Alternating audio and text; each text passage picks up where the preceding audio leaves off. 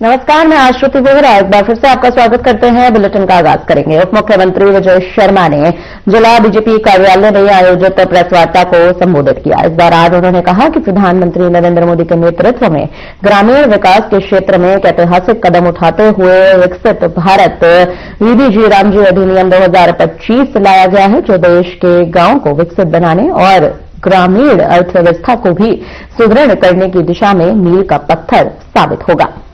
उप मुख्यमंत्री विजय शर्मा ने अपने बयान में यह भी कहा है कि यह अधिनियम किसानों, मजदूरों और गरीबों को सर्वोच्च प्राथमिकता देने की प्रधानमंत्री की प्रतिबद्धता का एक अहम प्रमाण है।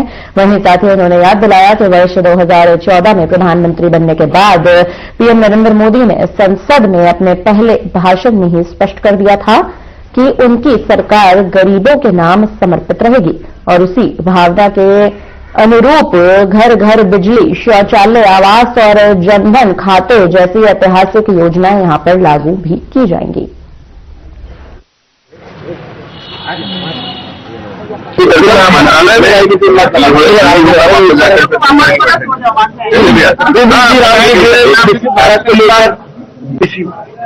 बीबीजी राम जी के संदर्भ में एक बार जरूर कहना चाहता हूं कि ये विकसित भारत, विकसित गांव की संकल्पना के आधार पर लिया गया एक बड़ा निर्णय है जो देश ने लिया है।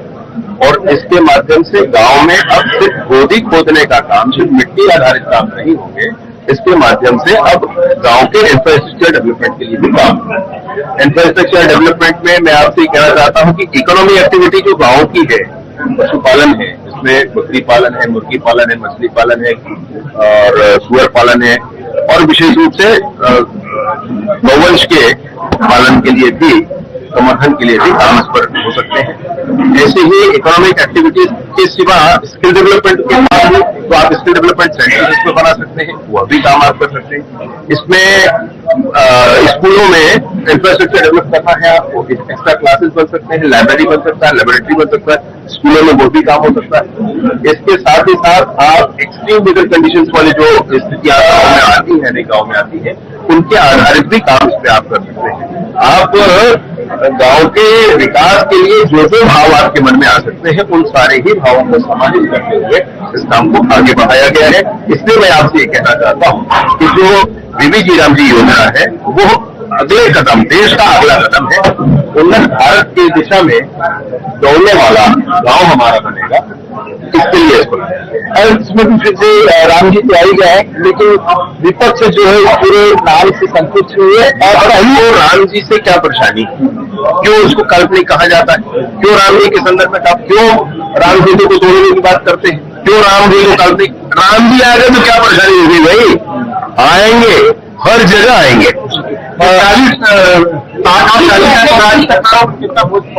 देखिए, मैं आपको ये कहना चाहता हूँ कि मैं और आप मिलकर राज्य सरकार और केंद्र सरकारों पर पड़ने वाले आर्थिक बोझ की चिंता हम करेंगे, अलग मामला, लेकिन गांव में कोई फर्क नहीं आने वाला।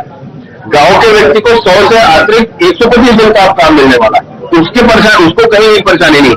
हाँ, राज्य सरकार और केंद्र सरकार, केंद्र मुझे बिल्कुल स्पष्ट इस बात का आभास है कि राज्य सरकारें भी और गंभीर इस विषय पर हो जाएं, इसके लिए ये स्थिति बनाएगी। जन विश्वास विधायक जुटी आ रहे हैं, इसके लिए कहना चाहिए, अब उसको एक बार हो जाने दीजिए।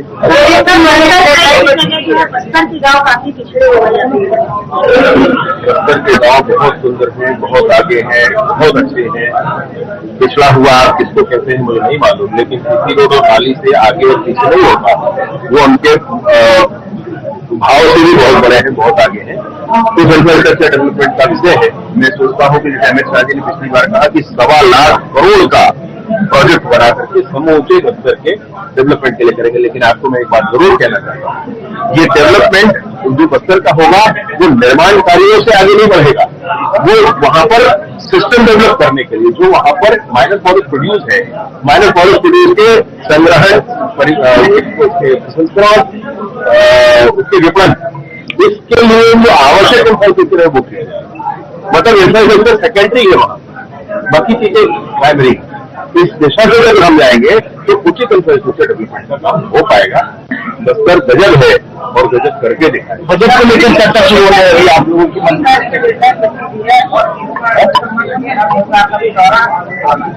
शुरू होने वाला है। 3 महीने का समय बचा है। हर एक दिन सुबह से लेकर शाम तक ईमानदार रहती है और उसका काम कर ही रहे हैं।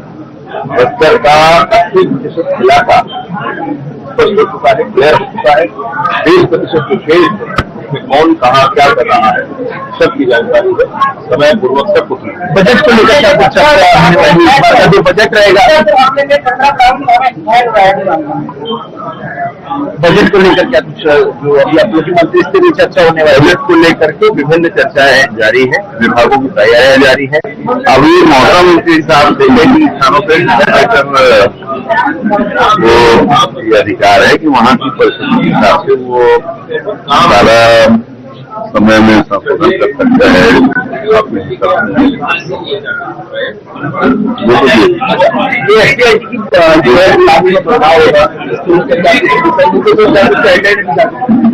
SCRT में हम लोगों ने किया है कि सहायक वाचन जो पढ़ते हैं, सहायक वाचन में छत्तीसगढ़ के बारे में, छत्तीसगढ़ की बोली भाषा या परिस्थिति के बारे में, और यहाँ के जो महापुरुष है, महान लोग हैं, और इसके 30 त्योहार पर्व को हम लोग मिलेंगे और बच्चों को वाचन होगा।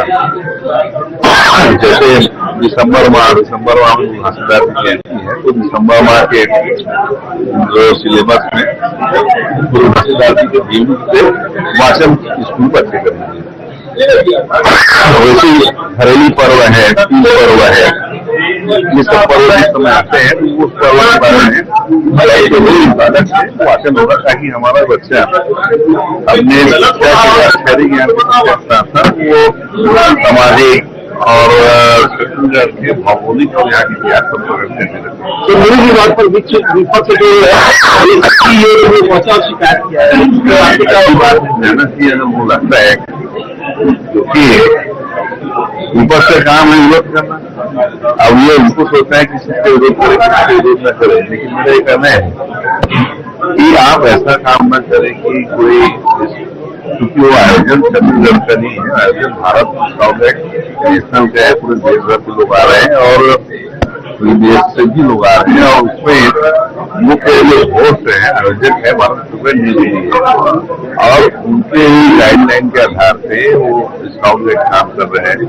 बकायदा भारत स्काउट गाइड है दिल्ली और भारत में जो रिक्वायरमेंट है ये करना है, उनके अनुरूप करना है, तो उसके लिए बकायदा भारत स्काउट गाइड छत्तीसगढ़ वो आपस में एमयू हुए और जो नेशनल लेवल के डायरेक्टर पिछले 1.5 महीने से छत्तीसगढ़ में रह के सर्विस कैंप करवा के वो खुद अपने देश में सारे काम करा रहे हैं। ये शासन इसमें कहीं इन्वॉल्वमेंट नहीं है, इसमें हम सिर्फ क्योंकि स्काउट एजुकेशन डिपार्टमेंट का एक बड़ा पार्ट होता है, इसलिए देश के बच्चे आएंगे, 10 लोग आएंगे, देश भर से आएंगे, विदेश से आएंगे, तो स्वाभाविक है हमारी चिंता उनके प्रति है। आर्थिक संसाधन जो है वो छत्तीसगढ़ गवर्नमेंट को देगी, लेकिन व्यवस्था करने की जो जिम्मेदारी है वो भारत स्काउट गाइड की है।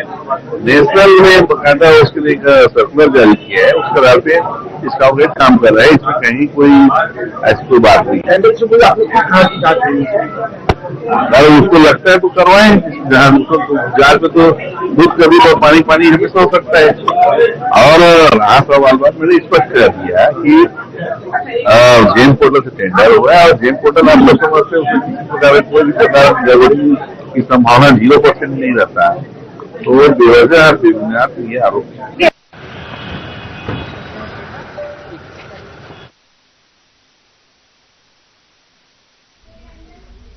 मिर्जापुर जिले के भैरमगढ़ ब्लॉक की तहसील कुटोरू में गर्ल्स पोटा कैबिन छात्रावास में 5वीं की छात्रा की मौत ने कई सवाल खड़े कर दिए हैं। देखिए खास रिपोर्ट।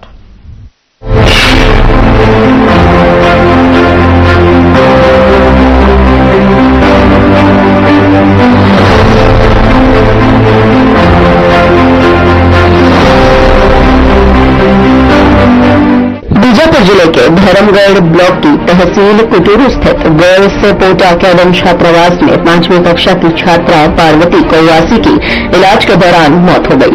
डॉक्टर के अनुसार ये लंबे समय से चला आ रहा इन्फेक्शन था, जिसके कारण उल्टी दस्त हुआ।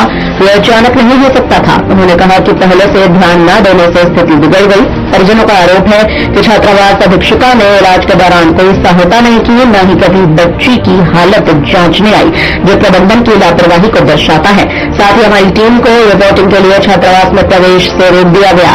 अधीक्षिका ने साफ कहा कि पढ़ाई कक्ष में किसी को भी घुसने की अनुमति नहीं है, खासकर मीडिया को। हालांकि अन्य लोगों को इजाजत दी जा सकती है। मेरा नाम दीपक कवासी है। मैं छात्रा का भाई हूँ, बड़ा भाई। तो छात्रा को 9 तारीख को ऐसी सर्दी खांसी उल्टी दस्त रात को हॉस्पिटल लेकर आए थे सर। तो फिर कम नहीं होता तो 10 तारीख को फिर बुलाते थे, उल्टी दस्त कम नहीं हो रहा है, फिर बहन को हॉस्पिटल ले जाना, दिखा के लाना करके दोबारा बुला लिए। फिर उनके साथ भेजे गए हॉस्पिटल। फिर 4 दिन एडमिट किए। तारीख कौन सी बताएं? 10 दिसंबर की मॉर्निंग में बुला लिया 7-8 बजे।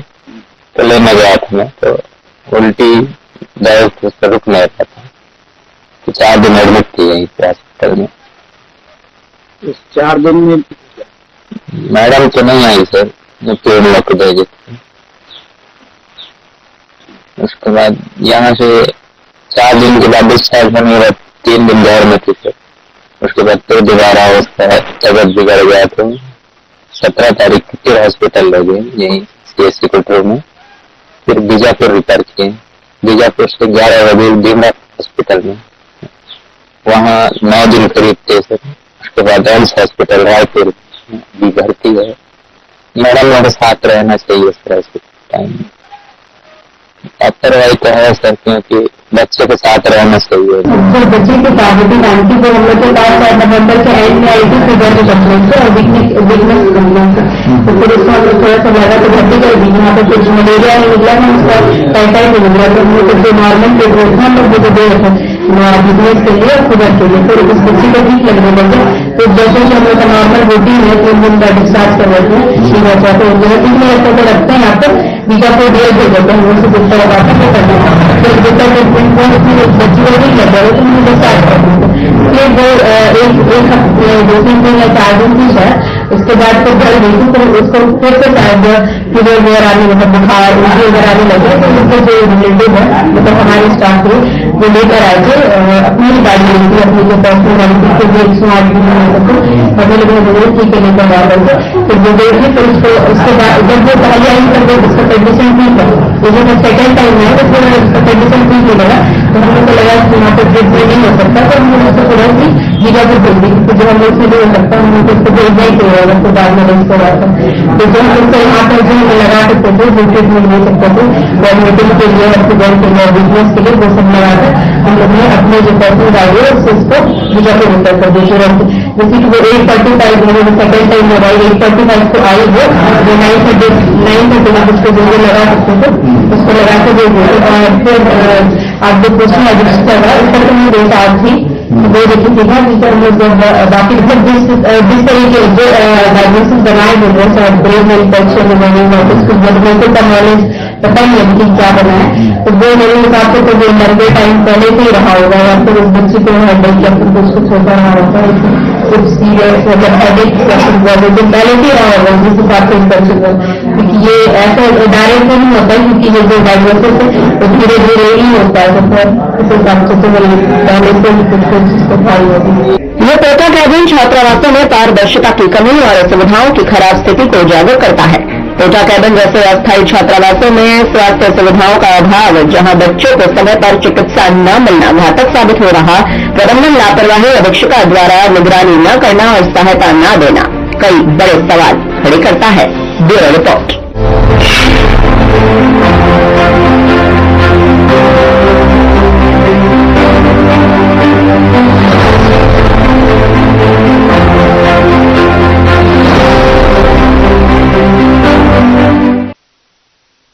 बढ़ते हैं खबरों में आगे। दुर्ग जिला साहू संघ द्वारा संगठन को और अधिक सशक्त एवं प्रभावी बनाने के उद्देश्य से कार्यकारिणी का विस्तार किया गया है। इस क्रम में साहू सदर केलावाड़ी में आयोजित बैठक के दौरान संघ अध्यक्ष नंदलाल साहू ने समाज के सक्रिय कर्मठ एवं ऊर्जावीन युवा धनंजय लल्लन साहू को जिला साहू संघ के व्यापार प्रकोष्ठ का संयोजक नियुक्त किया।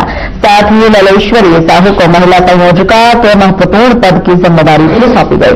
इस अवसर पर समाज के वरिष्ठ पदाधिकारियों, गणमान्य नागरिकों एवं समाजजनों की गरिमामय उपस्थिति भी दर्ज की गई। आपको बताते चले, इस कार्यक्रम में नवनियुक्त व्यापार प्रकोष्ठ संयोजक धनंजय साहू का माला पहनकर सम्मान किया गया। उपस्थित समाजजनों ने दोनों नवनियुक्त पदाधिकारियों को बधाई एवं शुभकामनाएं दी। इस अवसर पर संघ अध्यक्ष नंदलाल साहू ने कहा कि धनंजय साहू समाज के बीच एक सक्रिय एवं जमीनी कार्यकर्ता के रूप में अपनी पहचान बना चुके हैं। इनसे अपेक्षा है कि वे सामाजिक नियमावली एवं मान्य परंपराओं का पालन करते हुए समाज के व्यापारियों को संगठित करेंगे तथा व्यापार प्रकोष्ठ को नई दिशा और गति भी प्रदान करेंगे।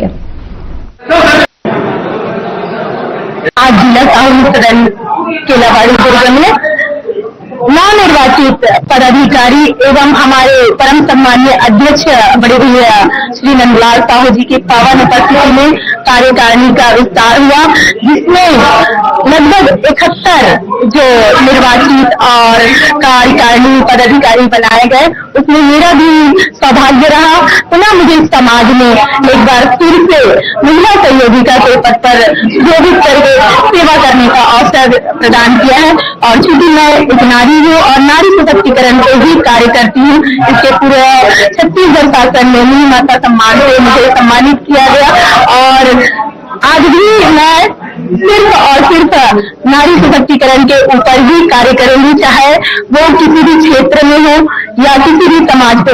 सर्व समाज हित के लिए हमारा समाज कार्य करता है और आगे निरंतर इस कार्य को हम गति प्रदान करते हुए हमारे जिला साहू संघ के द्वारा यह कार्य हमेशा होते रहेगा। मैं श्रीमती ललेश्वरी साहू, अध्यक्ष जीविका स्व सहायता समूह के साथ साथ आज मुझे एक और पद और एक और नाम के साथ जिला साहू संघ ने मुझे पहचान दी है, संयोजिका महिला प्रकोष्ठ जिला साहू संघ दुर्ग। धन्यवाद। जय हिंद, जय भारत, जय छत्तीसगढ़। आज हम लोग कार्यकारिणी का विस्तार करते हुए सभी प्रकोष्ठों का गठन और पदाधिकारियों का और कार्यकारिणी सदस्यों का विस्तार किए हम लोग। और ये जो कार्यकारिणी का विस्तार जो किया गया है, सामाजिक हित में और सामाजिक विकास के, सामाजिक संरचना और आगे बढ़ाने के हम लोग किए हैं। और मुझे पूरा विश्वास है कि हमारे जितने भी जो पदाधिकारी बने हैं, संयोजक संयोजिका बने हैं, उनका निश्चित रूप से मनोबल बढ़ाते हुए समाज का बहुत उन्नत किस्म का काम करेंगे, ऐसा मुझे विश्वास है। और साथ ही साथ मैं सभी पदाधिकारियों को ढेर सारी शुभकामना बधाई देता हूँ, मंगल कामना देता हूँ। और इसी तरह का समाज में वातावरण बने और एकता के साथ हम लोग मिलकर काम करें, ये हमारा उद्देश्य। आज हम लोग 71 कार्यकारिणी का टोटल 71 कार्यकारिणी का विस्तार किए हैं और उसमें हमारे निर्वाचित भी हैं, मनोनीत भी हैं और कार्यकारिणी के सदस्यगण भी हैं, संयोजक और सह संयोजक भी हैं। ऐसा करके हम 71 लोगों का कार्यकारिणी बनाए।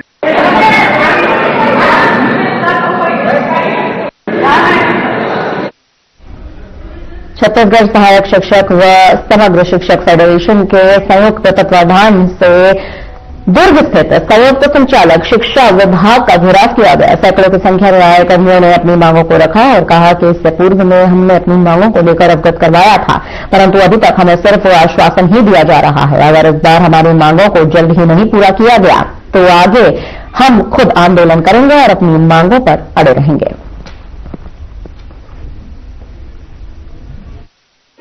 छत्तीसगढ़ सहायक शिक्षक समग्र शिक्षक फेडरेशन के दुर्ग संभाग के बैनर तले हम लोग आज जेडी ऑफिस का घेराव किए। हमारी मांग कुछ और नहीं है, बल्कि विगत 3 साल से जो पदोन्नति रुकी हुई है, चाहे वो मिडिल स्कूल यूडीटी से एचएम के पद पर पदोन्नति और सहायक शिक्षक से उच्च शिक्षक के पदों पर पदोन्नति। मिडिल स्कूल के संबंध में हम लोगों ने बातचीत की तो दिसंबर के आखिरी सप्ताह में जेडी के द्वारा ये कहा गया कि आखिरी सप्ताह में वो सूची जारी कर दी जाएगी, लेकिन दिसंबर का वो महीना गुजर चुका है और जनवरी का ये पहले हफ्ता भी जाने वाला है, जिससे हम सभी लोग बहुत निराश हुए और सहायक शिक्षक और उच्च शिक्षकों में आक्रोश है और उसी के दौरान आज हम लोग सांकेतिक धरना प्रदर्शन किए हैं। और आज जो हमको आश्वासन दिया जा रहा है, अगर इनकी पूर्ति नहीं करते हैं, पदोन्नति सूची जारी नहीं होती है, सहायक शिक्षक से उच्च शिक्षक के पदों पर जो सूची का प्रकाशन है उस पर दावा पत्र है और अंतिम सूची का प्रकाशन है, उनके लिए अगर तय सीमा तय तारीख जारी नहीं होती है तो आने वाले समय में, अभी तो केवल सहायक शिक्षक समग्र शिक्षक फेडरेशन के 7 जो जिले हैं उनके केवल पदाधिकारी बस उपस्थित हुए, आने वाले समय में तय सीमा पर यह पदोन्नति नहीं होती है तो पूरे संभाग के हर स्कूल से तालाबंदी करते हुए जेडी कार्यालय का घेरा और धरना प्रदर्शन अनिश्चितकालीन किया जा सकता है। और इनके लिए समस्त जिम्मेदारी सम्माननीय जेडी महोदय का होगा, क्योंकि आप लोग ने देखा, आप लोग स्वयं उपस्थित थे कि संबंधित जिम्मेदार अधिकारी ये कहते हैं कि अगर 10 तक नहीं होता तो और आ जाना। इसका मतलब ये है कि अधिकारी चाहते हैं कि स्कूल बंद हो, अधिकारी चाहते हैं कि हम ताला लगा के दुर्ग दौड़ते रहे, पढ़ाई से उनको सरोकार नहीं है। हमारी बिल्कुल भी मंशा नहीं है कि हम आंदोलन करें या किसी भी प्रकार का विरोध प्रदर्शन करें। हम चाहते हैं कि हम शाला में रहें, हमारे इस कार्यालय में जो भी हमारी जो अधिकार है वो कार्यालय के द्वारा जो दिया जाता है वो चीज समय समय पर होता रहे, तो इस प्रकार का आंदोलन हम लोग ना करें, ये सभी शिक्षक चाहते हैं। लेकिन ये हड़बड़ीता और इनके द्वारा तय सीमा पर कार्य नहीं होने के कारण सभी शिक्षक आक्रोशित होकर आज जमा हुए। आपका परिचय? मैं बसंत कुमार कौशिक, कार्यकारी प्रदेश अध्यक्ष सहायक शिक्षक समग्र शिक्षक फेडरेशन। हम लोग दुर्ग संभाग में लंबित पदोन्नति को लेकर यहाँ एक दूसरी धरना प्रदर्शन कर रहे हैं। हमारी मांग है कि यहाँ जितने भी उच्च वर्ग शिक्षक हैं, यूडीटी हैं, उनकी पदोन्नति प्रधान पाठक के रिक्त पदों पर किया जाए और जितने भी संभाग में यूडीटी के रिक्त पद हैं उन रिक्त पदों पे सहायक शिक्षकों की पदोन्नति की जाए। इस संभाग से पिछले बहुत बार सूची निकली, हर बार सूची गलत रहा और जिसका कारण है कि इस संभाग में अभी तक पदोन्नति नहीं हो पा रही है। और साथ ही साथ इस संभाग की सबसे बड़ी विडंबना है कि 3 साल पहले अगर कोई परीक्षा अनुमति का आवेदन दिया है तो 3 साल बाद भी उसको अनुमति नहीं मिल पा रही है। यहाँ पे जो शिक्षक डायरेक्ट आते हैं तो यहाँ कुछ चमत्कारिक शक्ति है, उनका आदेश निकल जाता है, लेकिन हमारे जो अन्य शिक्षक साथी हैं उनका परीक्षा अनुमति का आदेश नहीं निकल पाता। और आज छत्तीसगढ़ सहायक शिक्षक समग्र शिक्षक फेडरेशन एक दूसरी सांकेतिक शिल्प प्रदर्शन है। अभी हमारे पदाधिकारियों का आंदोलन है, अगर इनके द्वारा दी गई तय तिथि में अगर पदोन्नति नहीं की जाती है तो आने वाले समय में यहाँ ताला लगाकर पूर्ण तालीबंदी की जाएगी और यहाँ उग्र प्रदर्शन किया जाएगा। ये विभाग जो है चढ़ावा चढ़ाने से पदोन्नति होता है। मैं इस चीजों को आपके सामने स्वीकार नहीं करता, लेकिन ये जो पदोन्नति है ये प्रक्रिया है। अगर 5 साल मैंने इसमें सेवा अवधि पूर्ण कर ली है और मेरी योग्यता अगर पदोन्नति की है तो मुझे पदोन्नति लेने का अधिकार है। अगर आप युक्तिकरण में दूर भेजना है तो आज आदेश निकाल देते हैं, तो पदोन्नति का आदेश आज क्यों नहीं कर सकता? उसको नहीं निकाले आप। यहाँ पे बात की लड़ाई इसके लिए 15 दिन 20 दिन बीपीसी ये नहीं आया वो नहीं आया, सब तानाशाही नहीं चलेगी। 3 साल पूर्व हुआ। आज दुर्ग संभाग पे पदोन्नति के पात्र शिक्षक पूरे छत्तीसगढ़ में सबसे जूनियर कहलाएंगे। क्यों? क्योंकि आप पदोन्नति नहीं हो रहा है, इसकी जिम्मेदारी कौन लेगा? इसके लिए जिम्मेदार यहाँ के संयुक्त संचालक है, यहाँ की पूरी कर्मचारी है। अभी आपकी बात क्या बात सर? हमारी बात हुई तो इनके द्वारा मौखिक आश्वासन है कि हम 15 तारीख को डीपीसी करेंगे, 20 तारीख तक पदोन्नति कर देंगे, लेकिन नहीं है कि अगर नहीं होगा तो फिर आना करके बोले आपके सामने कैमरा में। तो अगर हमको लिखित में देंगे तभी हम मानेंगे कि पदोन्नति हम इस तारीख तक करेंगे। आदेश मिलने के बाद ही आप लोग यहाँ से हटेंगे? निश्चित।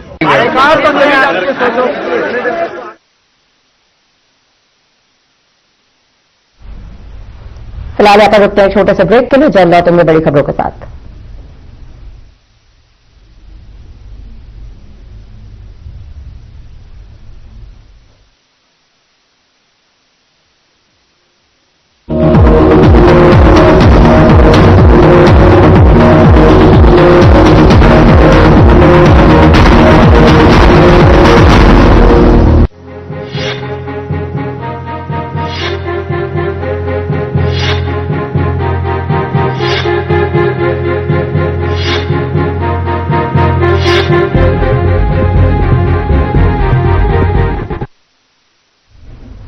ब्रेक के बाद एक बार फिर से आपका स्वागत है। बढ़ते हैं खबरों में आगे। बीजेपी की प्रदेश प्रवक्ता शताब्दी पांडे का बयान सामने आया है। उन्होंने कहा कि अब छत्तीसगढ़ महिला कांग्रेस में प्रदेश अध्यक्ष के चयन को लेकर विवाद सामने आ चुका है। ये विवाद कांग्रेस के अंदरूनी लोकतंत्र पर कई बड़े सवाल खड़े करता है और गुटबाजी का प्रत्यक्ष प्रमाण भी है।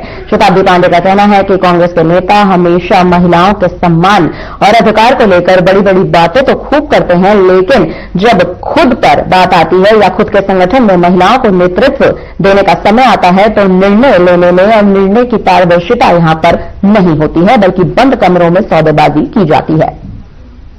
छत्तीसगढ़ कांग्रेस में महिला प्रदेश अध्यक्ष को लेकर, उनके चयन को लेकर विवाद उठ खड़े हुए हैं और ये विवाद कांग्रेस की अंदरूनी लोकतंत्रहीनता और गुटबाजी का प्रत्यक्ष प्रमाण है। कांग्रेस के नेता मंचों पर महिला सम्मान और अधिकार को लेकर बड़े बड़े भाषण देते हैं, लेकिन जब कांग्रेस में महिलाओं को नेतृत्व देने का समय आता है तब निर्णय पारदर्शी नहीं होता और ये निर्णय बंद कमरों में होता है। आज कांग्रेस की महिला नेताओं के बीच ये सवाल उठ खड़ा हुआ है कि योग्यता, संघर्ष और जमीनी हकीकत को दरकिनार कर गुटबाजी को ध्यान में रखते हुए निर्णय लिया जा रहा है और ये निर्णय महिला नेतृत्व के प्रति कांग्रेस की क्या सोच है इसको परिलक्षित करता है। भारतीय जनता पार्टी में संगठन स्तर पर, चुनावी राजनीति में या सरकार में महिलाएं केवल प्रतीक नहीं है, अपितु निर्णय लेने की शक्ति है।